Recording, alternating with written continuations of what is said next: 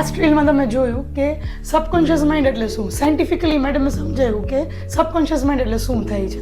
જેમ મેડમે કીધું એમ ઓપીડીમાં અમને ઘણા બધા પેશન્ટ્સ એવું કહેતા હોય કે મારી વાઈફ ચિંતા બહુ કરે છે, ડર બહુ લાગે છે, ગુસ્સો બહુ કરે છે, પણ સમજતી નથી.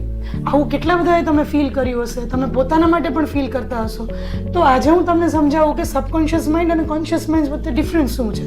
કદાચ આ રીલ પછી તમને સમજાશે કે કેમ તમારી વાઈફ સમજતી નથી. તો સાદા આપણે ઉદાહરણથી સમજીએ કે કોઈ રેસ્ટોરન્ટમાં તમે જાઓ છો, ફૂડ તમે જે ઓર્ડર કરો છો એ લઈને આવે છે વેઇટર, અને એ ફૂડ તમે જ્યારે ટેસ્ટ કરો અથવા તો સ્મેલ કરો તો તમને ખરાબ લાગે કે એવું લાગે કે બહુ બગડેલું છે કે મારા ટેસ્ટનું નથી, તો તમે કોની ઉપર આડો પાડશો? વેઇટર ઉપર. ઓરિજિનલ કલ્પ્રિટ વેઇટર નથી પણ શેફ છે, પણ તમે કોને જોવો છો? વેઇટરને. એનું કામ શું છે? અંદર શેફ જે બનાવે છે એ લઈને પ્રેઝન્ટ કરવાનું.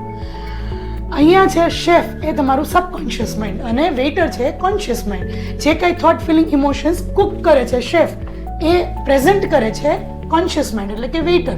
એટલે જ તમે સમજાવવાથી, પ્રેમથી, ડરાવી, ધમકાવીને કોઈને પ્રોપર ટ્રેન નથી કરી શકતા, કારણ કે સબકોન્શિયસ માઇન્ડ સુધીની પહોંચવાની તમારી પાસે કોઈ ટેકનિક્સ નથી.